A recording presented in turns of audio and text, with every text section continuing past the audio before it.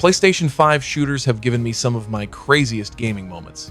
From tight controls to pure chaos, every title brings something different. Let's break them all down and see who makes the top tiers. The moment I started Doom: The Dark Ages, the first thing that hit me was how different it feels from Eternal. At first, the heavier movement and lack of double jump threw me off, but the more I played, the more everything clicked. The shield completely changed how I approached fights. I wasn't just dodging non-stop anymore, I was charging straight into the chaos, parrying attacks, bashing across the field, and tearing through demons like a medieval tank. The sheer scale of the battles is wild, with huge open arenas and dozens of enemies rushing in at once. But the variety of weapons and the shield abilities kept everything fun and aggressive. By the time the campaign wrapped up, I was fully locked into this new direction for Doom, and for me, it earns its spot high in the excellent tier. Deathloop instantly hooked me with its strange mix of time loop mystery and stylish gunplay. Waking up on Black Reef with no memory and knowing the day will always reset pushed me to explore every corner, follow clues, and slowly piece together how to take down all 8 targets in one perfect loop. I loved how each district changed depending on the time of day, how every run taught me something new, and how the powers and weapons let me experiment with loud fights or quiet routes. Even Juliana crashing my plans kept things tense in a fun way. By the time I finally stitched the whole puzzle together, I really felt the thrill of cracking a living, breathing clockwork world. And in my tier list, this wild shooter comfortably lands in the excellent spot. Far Cry 6 threw me into Yara with a mix of wild missions, loud explosions, and over-the-top chaos. And at first, that energy was fun to get lost in. I liked rolling through jungles, sneaking through outposts, and teaming up with animal companions while the world blasted bright colors and loud gunfire at me. But after a while, the familiar formula started to feel stretched out. Almost like the game kept piling on activities without giving me anything truly fresh to latch onto. The map is huge, the weapons are ridiculous, and the story has heart, but the repetition and constant busy work slowly drained the excitement I had early on. In the end, this one settles into the mediocre tier in my list. Metro Exodus on PS5 opens with a quiet, atmospheric take on shooting and survival that immediately sets a different tone from most FPS games. Moving through Russia's frozen ruins felt tense and haunting, especially with the upgraded visuals and ray-traced lighting making every shadow and reflection stand out in a new way. The DualSense support added even more weight, letting me actually feel each weapon and the ground beneath Artyom's boots, which made every encounter with mutants hit harder. I enjoyed how the game slows things down compared to other shooters, giving space for its world and story to breathe without losing that constant sense of danger. With all the improvements and DLC bundled in, this version easily earns its place in the excellent tier on my list. Call of Duty Modern Warfare 2 impressed me right away with how real everything looks and feels, from calm streets in Amsterdam to tense firefights in crowded buildings. The campaign keeps shifting between stealth, high-pressure breaches, and big cinematic moments, and the gunplay is sharp enough that every shot feels meaningful. I enjoyed how each mission let me approach situations in different ways, whether I was breaking doors, using gadgets, or holding angles with a sniper rifle. The familiar characters and strong performance work pulled me in even when the story leaned into predictable beats. And once I jumped into multiplayer, the tight maps, clear weapon feedback, and huge set of modes kept me playing far longer than I expected. With all that combined, this one earns a firm spot in the great tier for me. Call of Duty Black Ops Cold War surprised me with how much it pulled me back in. The campaign isn't amazing, but it has some cool ideas sneaking through East Berlin, breaking into the KGB, and jumping between big action moments and quieter undercover scenes. The story hits familiar beats, but the mix of classic Black Ops characters and new faces kept me interested. Once I moved into multiplayer, the game really opened up. Fast maps, frantic firefights, and a bunch of modes that let me switch between vehicles, objectives, and pure chaos. And Zombies is still the highlight, offering great progression and a fun loop that ties into your multiplayer grind. It may not be top-tier Call of Duty, but it definitely earns its place in the good tier for me. Resident Evil Village pulled me in with its snowy, creepy atmosphere and non-stop danger. Fighting off Lycans in the opening minutes set the tone, and from there, I was constantly moving between strange castles, spooky houses, and grim factories as Ethan searched for his daughter. The enemies come in all shapes and sizes, which keeps the action lively even when the scares aren't as sharp as Resident Evil 7. I liked exploring the village itself, finding secrets, hunting for treasures, and upgrading my weapons through the Duke. Some bosses end faster than expected, but the mix of combat, exploration, and eerie moments still makes the journey fun to play through. With all that in mind, this one settles comfortably into the good tier on my end. Wolfenstein: The New Order hooked me with its bold, alternate history world, where the Nazis have taken over everything and BJ Blazkowicz is struggling to survive in a broken future. I loved how the story gives every character real weight, from the allies you fight beside to the villains you can't wait to face. The shooting feels strong and fast, with a mix of stealth moments and explosive action, and the world itself is full of striking details that make this dark timeline feel uncomfortably believable. Even when the gameplay sticks to familiar shooter ideas, the writing and atmosphere lift it to another level. With all that in mind, this entry confidently earns its place in the excellent tier. BioShock the Collection reminded me why these games are talked about with so much love. Returning to Rapture with updated visuals makes the underwater city feel even more haunting, and the mix of guns and plasmids still creates some of the most creative combat in any shooter. The second game holds up well too, especially with the included DLC, and Infinite's trip to the clouds of Columbia adds a fresh tone while keeping that same emotional punch. Each world feels distinct, each story pulls you in, and even after all these years, the atmosphere across the trilogy is unmatched. With everything bundled together in one package, this collection easily earns its place in the excellent tier. Prey pulled me into Talos.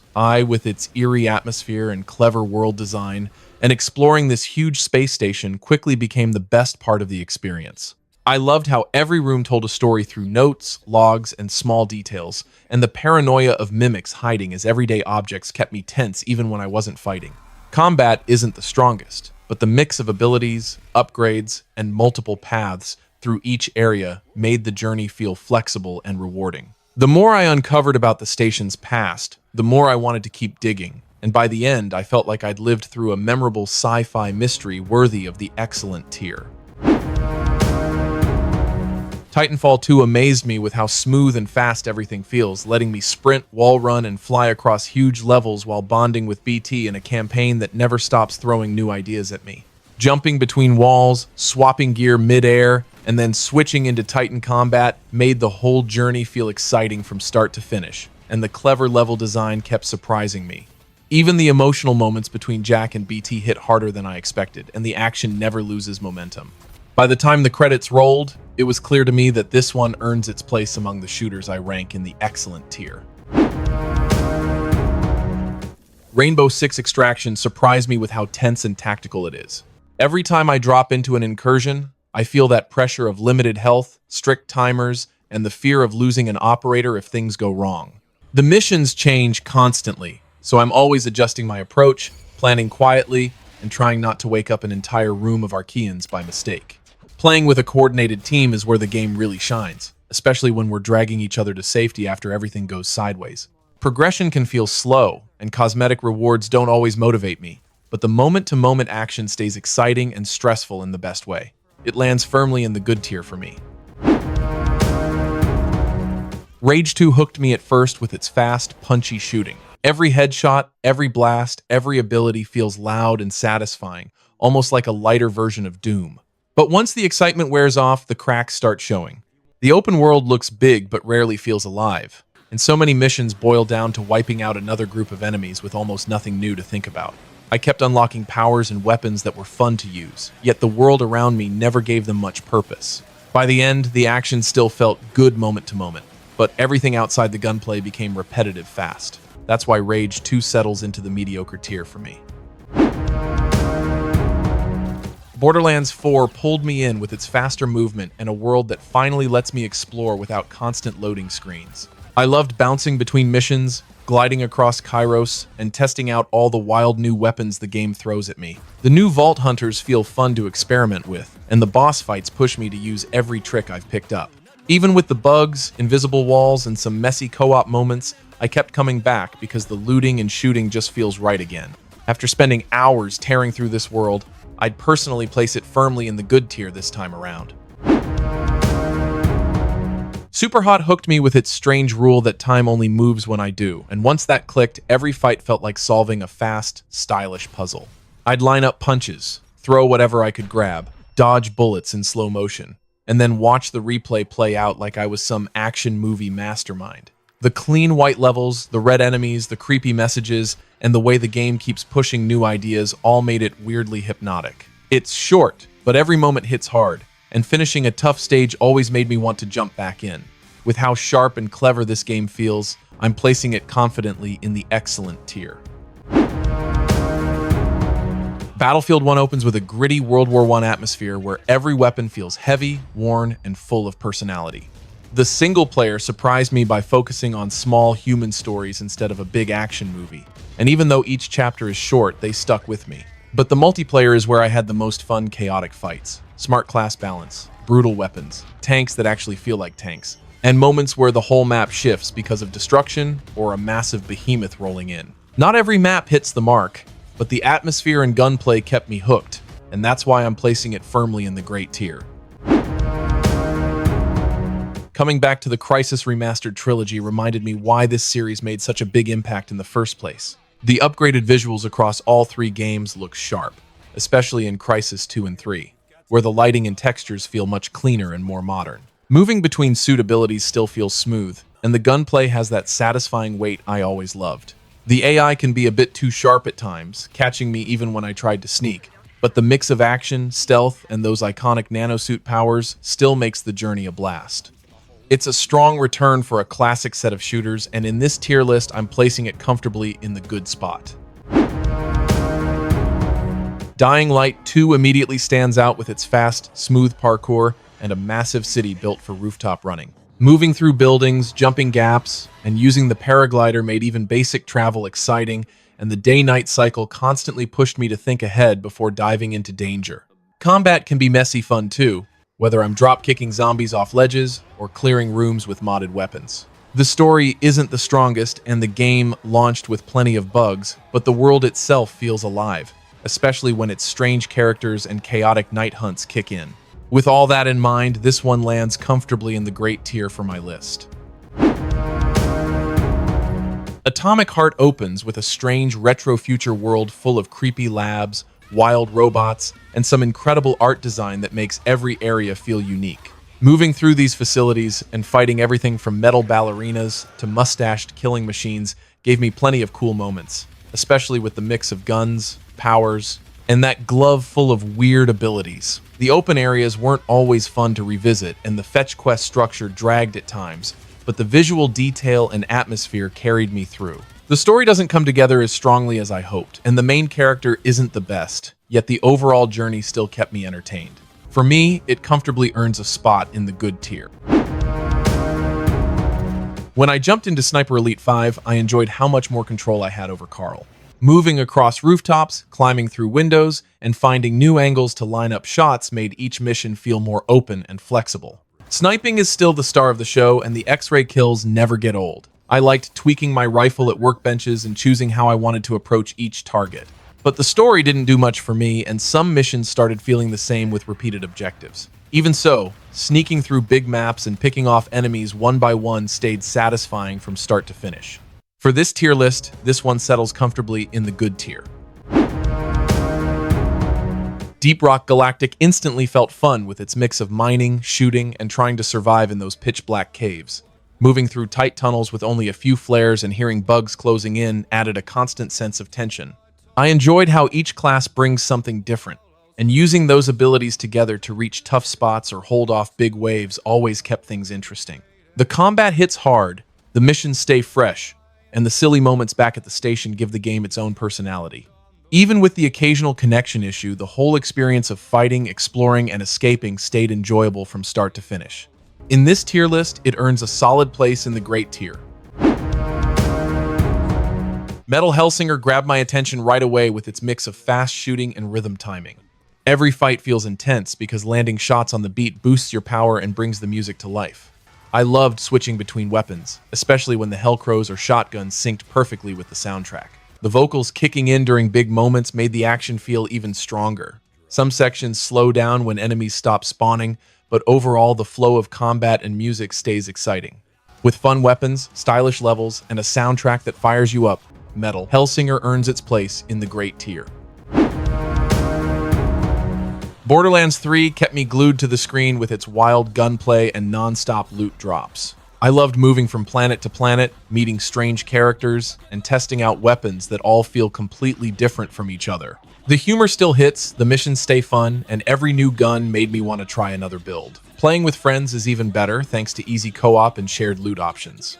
Even with a few uneven boss fights, the action and variety never slow down. Borderlands 3 fully earns its spot in the great tier with style, chaos, and some of the most entertaining weapons in any shooter.